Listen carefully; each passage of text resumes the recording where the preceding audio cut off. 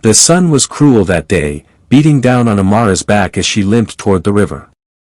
Her right leg, bent and weak since a childhood fever, dragged slightly in the dust. She could already hear the laughter. The village girls, led by the chief's proud daughter, Nanya, were there, their voices sharp as thorns. "Careful, crooked leg," Nanya called out, her smile like a knife. "Don't trip on your own shadow." Amara's cheeks burned.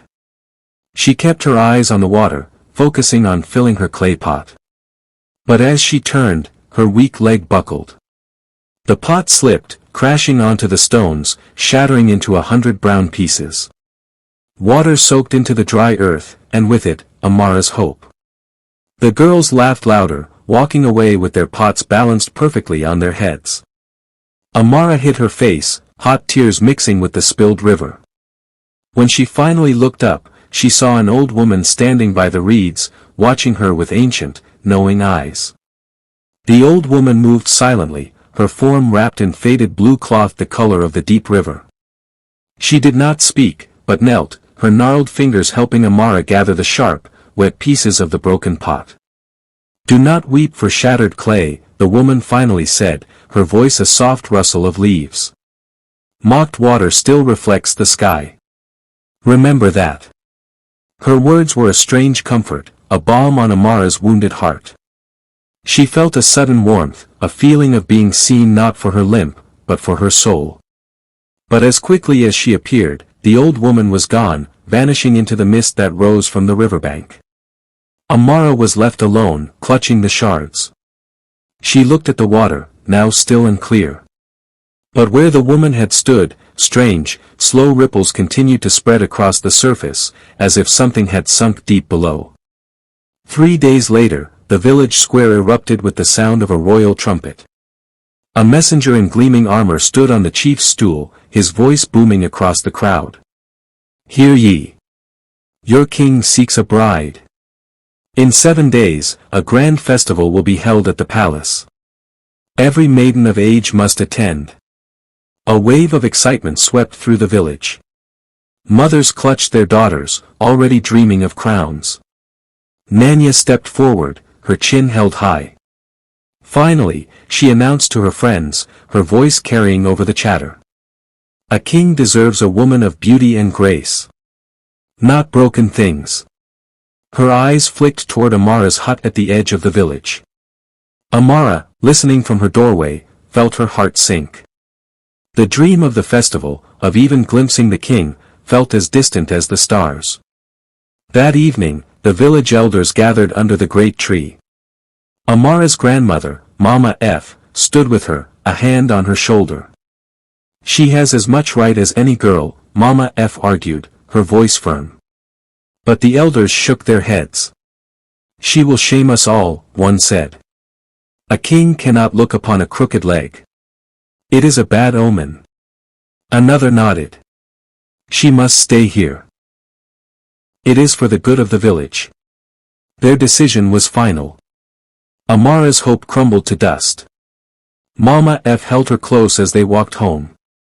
"A crooked leg does not mean a crooked soul," she whispered fiercely. But the words could not stop Amara's tears. That night, she cried herself into a troubled sleep, where she dreamed of the river woman, whose eyes now glowed like twin stars in the dark. In her dream, Amara stood before a magnificent waterfall. But as she watched, the rushing water turned to solid, clear glass. And in the reflection, she saw herself. She stood tall and straight, dressed in a gown of sunlight, a crown of gold resting on her head. She was beautiful, powerful, whole. Then a voice, the same rustling whisper from the river, spoke from everywhere at once. "Walk with truth, child. The king sees what others hide." The glass waterfall shattered into a million glittering pieces, and Amara woke with a start, her heart pounding. The first light of dawn filtered into her hut. And there, beside her sleeping mat, was a staff. It was carved from dark, rich wood, and at its top was a smooth, milky stone that seemed to hold a soft, inner light. Mama F gasped when she saw the staff. Her hand flew to her mouth. By the ancestors, she whispered. That belongs to the river guardian. It is the staff of truth. They say only one with a pure heart may even touch it. Amara reached out and wrapped her fingers around the wood. A wave of warmth flowed up her arm, spreading through her entire body. It was a feeling of strength, of peace. She stood up, and for the first time in years, the constant ache in her leg eased. She took a step, then another. The limp was still there, but it felt lighter, as if the staff was sharing its strength with her. Just then, the village bell began to toll, not in its usual rhythm, but in a frantic, urgent peal. They ran to the door. The king's entourage, a cloud of dust and glittering spears, was arriving at the village gates. A colorful procession of maidens streamed past Amara's hut, their bodies adorned with their family's finest jewels and brightest silks. They were a river of pride and hope. Nanya, at the front, saw Amara watching from her doorway. She smirked. "Watch from your doorstep, bent branch," she called. "The palace is no place for the broken." Amara looked down, the shame fresh and hot. But Mama F gently turned her face. She pressed the carved staff firmly into Amara's hand. "Go, my child," she said, her eyes blazing with a fierce love. A lion does not ask permission to roar. Amara looked from her grandmother's face to the staff, then toward the distant palace towers silhouetted against the sky. Taking a deep breath, she stepped out of her hut and began to walk. The road to the palace was long and rough, littered with sharp stones and thorny vines. Amara's leg protested with every step, and the laughter of the other girls, far ahead, felt like stones thrown at her back. A thorny branch caught her worn skirt, tearing it. She stumbled and fell, her hands scraping on the gravel. Tears of frustration welled in her eyes. But as her hand tightened on the staff, the milky stone at its tip glowed with a faint, gentle light. The thorny vines near her feet seemed to shiver and pull back, clearing a smoother path just for her. She pushed herself up, her heart pounding with a new kind of wonder. She looked up the road, and there they were, the towering palace gates, forged from iron and gold, guarded by soldiers with spears that caught the sun. The gatekeeper, a large man with a stern face, looked Amara up and down. The other maidens had already entered. He laughed, a short, harsh sound. "This one can barely stand. How can she dance for the king? Go home, child." The guards beside him chuckled. But a hawk, a beautiful bird with feathers of brown and gold that was perched on the gatekeeper's arm, suddenly ruffled its feathers. It let out a piercing screech, launched into the air, and circled once before landing gently, not on its master, but on Amara's shoulder. The weight was surprising, but the bird was calm. The laughter from the guards died instantly. The gatekeeper's eyes widened. He looked from the hawk, the king's own bird, to Amara's determined face. Without another word, he bowed deeply and motioned for her to enter. The royal courtyard was a world of color and sound. Drums beat a rhythm that made hearts race, and flutes wove melodies through the air. Maidens spun and danced, their silks flashing like the wings of tropical birds, each trying to catch the eye of the king, who sat masked and silent on a high throne. Amara felt small and plain. She hid in a shadowed corner, clutching her staff, her torn dress feeling like a banner of her shame. She watched Nanya dance, her movements fluid and arrogant. But then, a shadow passed over her. The king's hawk, which had been circling high above, swooped down. It ignored all the other spinning, beautiful girls and landed once more, with unerring certainty, on Amara's shoulder. A gasp rippled through the crowd like a sudden wind. The music faltered. All eyes turned to the corner where Amara stood, the royal hawk perched calmly on her shoulder. "What trickery is this?" a courtier whispered loudly. "Is the bird bewitched?" Nanya stopped her dance, her face a mask of fury. She stepped forward and bowed to the throne. "Your Majesty," she said, her voice sweet but laced with poison. "The bird must be confused by the shadows. It has landed on a cripple." The masked king held up a hand. The courtyard fell utterly silent. His gaze, which had been passively observing, was now sharp and focused. He pointed a single, commanding finger at Amara. "You," his voice echoed. "Step into the light." Amara's legs trembled as she walked forward, the hawk still on her shoulder. The king studied her, his expression hidden behind his gold mask. "All who truly seek my heart," he declared, his voice ringing across the silent courtyard, "must dance. Let the drums speak." Nanya smirked, confident. Amara's heart felt like a trapped bird itself. How could she dance? But as the deep thunder of the drums began, she gripped her staff. The moment her fingers tightened, the milky stone flared with a brilliant, pure light. The light spread from the staff, washing across the stone floor like a wave of glowing water. The music stopped mid-beat. A collective gasp sucked the air from the courtyard. Everyone stared, frozen, at the luminous pool of light at Amara's feet. Tentatively, Amara took a step into the light. Then another. A strange warmth flowed up her leg, straightening the weakened muscle, filling her with a strength she had never known. Her limp vanished. Her movements, once clumsy and pained, became fluid and graceful. She began to dance, not a practiced court dance, but a story of rivers and resilience, of pain and hope. As she moved, her torn, dusty dress began to shimmer, the fibers weaving themselves with threads of light until it glowed like woven gold. She was no longer the mocked girl with the crooked leg, she was a vision of radiant truth. The king rose slowly from his throne, his masked face turned fully toward her, his awe visible even from a distance. Nanya's envy curdled into pure rage. She whispered urgently to the royal priest, a tall man in dark robes. "It is witchcraft," she hissed. "That staff holds a dark spirit." The priest, his face stern, strode forward. "This magic is an abomination," he boomed. He snatched the staff from Amara's hand. The moment the wood left her grasp, the light vanished. Her strength fled. Her leg buckled painfully beneath her, and her dress returned to its torn, simple state. She crumpled to the floor, the familiar ache a cruel homecoming. The crowd, so recently captivated, now erupted in nervous laughter and shouts of fear.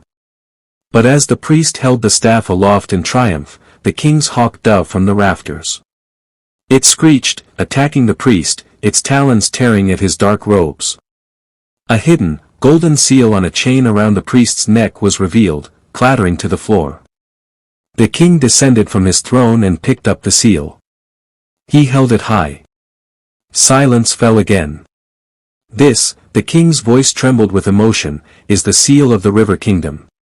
Our oldest allies, lost to us for a generation." He turned to Amara, his voice softening. "And I know this story. When I was a boy, I nearly drowned in the river Ngozi. A girl, a village girl, saw me. She had a limp, but she dragged a branch into the water and pulled me to safety. Before my guards arrived, she was gone." He removed his mask, revealing a face both kind and strong, his eyes locked on Amara. "I have searched for that girl for years." The truth settled over the courtyard. The child who saved him was her. As the king spoke, Amara saw her. The old river woman stood at the edge of the crowd, unseen by anyone else. She smiled at Amara, her form beginning to glow with a soft, aquatic light. "You saved the current once," her voice whispered directly into Amara's mind. "Now the current saves you." The woman nodded toward the staff, which was still in the stunned priest's hand. The carved wood glowed once more, flew from his grasp, and soared back into Amara's waiting hand. Strength and light instantly returned to her body. Nanya, watching her triumph unravel, could take no more. "No," she screamed, her voice raw with hatred. "No cripple will rule before me." Blinded by fury, Nanya grabbed a torch from a sconce and hurled it straight at Amara. The crowd screamed. But the staff in Amara's hand flared brighter than the sun. The light formed a shimmering, solid wall of clear water in front of her. The torch hit the water wall and fizzled out with a loud hiss, steam rising into the air. The protective wall then collapsed, splashing harmlessly onto the stones. The courtyard was in an uproar. The king's face was dark with anger. "Seize her," he commanded, pointing at Nanya. With a cry of fear, Nanya turned and fled, shoving through the panicked crowd and bursting out of the courtyard, running for her life. A storm broke overhead, rain lashing down as the royal guards gave chase. Amara, her step sure and strong with the staff's power, followed them. They ran through the streets, down the hill, toward the roaring river. The path was slick with mud. At the river's edge, Nanya, desperate to escape, slipped on the wet stones. She tumbled down the bank, shrieking as the churning, rain-swollen water grabbed at her legs. She managed to grab onto a thick, gnarled root sticking out from the bank, but the current pulled fiercely at her body. "Help me," she cried, her pride utterly gone, replaced by pure terror. "Please. I'm going to drown." Amara stood at the top of the bank, looking down at the girl who had made her life a misery. The guard stood back, waiting for her command. The rain soaked her hair and dress. It would be so easy to turn away. So just. But then she heard her grandmother's voice in her memory, clear as a bell, "Mercy is a crown heavier than gold." Amara's heart clenched. This was the true test. Not the dancing, not the magic, but this choice. She took a deep breath, her knuckles white on the staff. Then, she leaned down and extended the glowing end of the staff toward the drowning girl. The moment Nanya's hand closed around the staff, the raging river stilled. The thunder faded to a distant rumble. The old river woman rose from the center of the water, no longer appearing old. She was a majestic being of light and flowing water, her hair like cascading falls, her eyes holding the depth of the ocean. She was the river guardian. The pure-hearted are tested not by pain, her voice echoed with the power of the current, but by mercy. She turned her luminous gaze to Nanya, who cowered on the bank. "You mocked the very current that fed you. You saw only the surface. Now, you will learn to walk in humility." She waved a hand. Nanya's reflection in the water twisted, and when she opened her mouth to scream, no sound came out. Her voice was gone. At dawn, Amara returned to the palace, the silent, trembling Nanya walking beside her, and the guards following in respectful silence. The news had spread.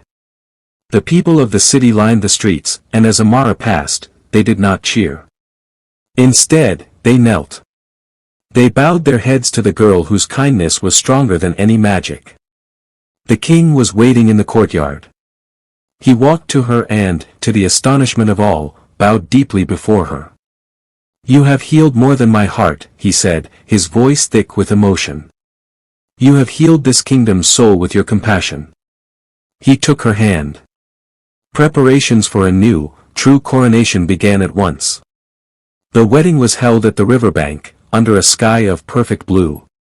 The river guardian watched from the mist, a smile on her eternal face.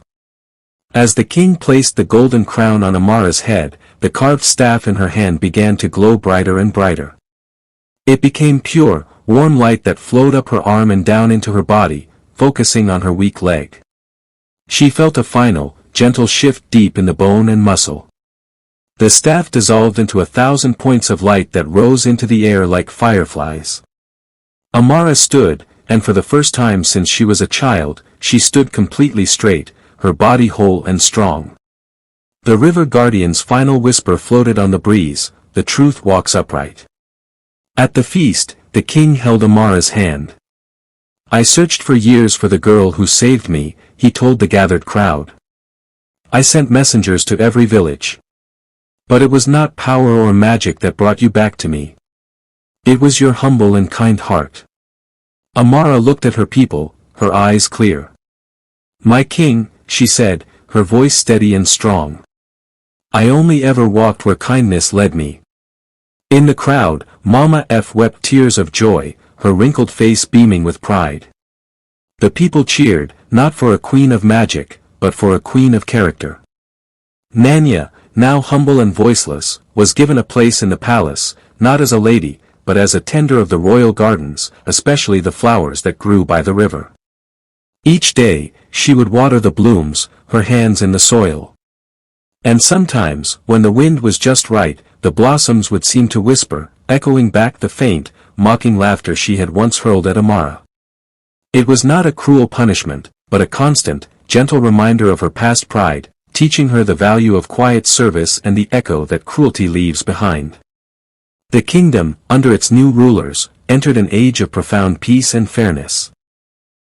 And so, an elder storyteller would often say to the children by the river, "Do not mock the crooked path, for it may lead you straight to grace." The children would listen, their eyes wide. And if you were to look into the river on a calm day, you could still see the reflection of the queen and king, shining side by side, a testament to a love built on truth. The story would always end with the elder's wise, lingering words, "Beauty fades, but truth walks forever." And in the gentle flow of the water, it was easy to believe.